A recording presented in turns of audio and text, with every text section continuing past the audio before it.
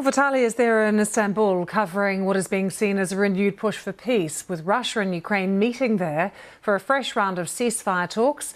President Zelensky proposing the talks at the weekend, days after President Trump threatened Russia with severe sanctions if there was no ceasefire between Moscow and Kyiv within 50 days. Let's speak now to Andrew Levi, a former senior British diplomat who was based in Moscow but joining us now from France. Mr. Levi, good to see you. There is not much optimism around this latest round of talks in Istanbul. But as a former diplomat, what is the point then of talks like this? Yes, I also share the lack of optimism. I think the objective for the Russian side is to try to paint the Ukrainians as unreasonable, certainly hoping to do that in President Trump's eyes and in the public perception in the USA and in Europe, in European NATO countries, to undermine support for Ukraine and Russia to put maximalist demands on the table which make it impossible to get a ceasefire while blaming Ukraine. And on the Ukrainian side, the attempt will be to try to appear entirely reasonable without giving away any essential aspects of sovereignty, even rhetorically giving them away, let alone actually signing up to anything.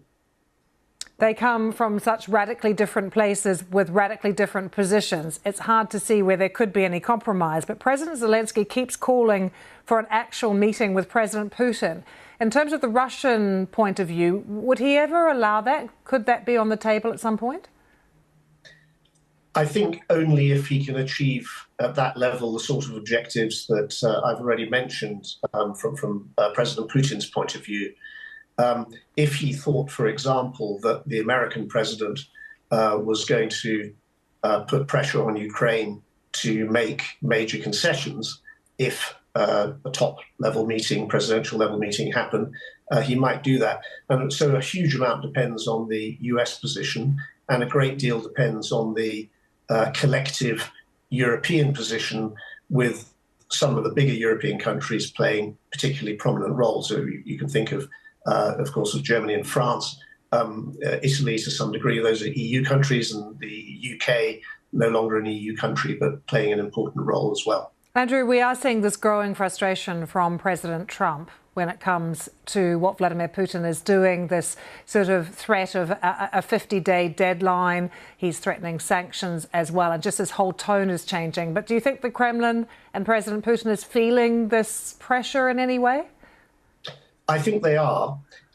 You'll see quite a lot of pieces, I'm sure you have, and many of the viewers will have, in newspapers quoting Kremlin spokesmen saying how relaxed they are about it, which is a pretty good sign that they're not relaxed.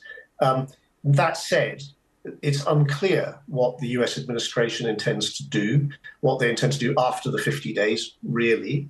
And even if very strong additional sanctions were imposed, Putin's dynamic of retaining power, accumulating vast amounts of wealth, and stoking, partially because he believes in it and mainly because it supports those other two factors, Russian nationalism, Russian rather sort of mystic ideas of Russian greatness, that puts Putin in a dynamic which makes it very difficult for him to back off anyway, however hard the sanctions are, however great the pressure is that's put on him.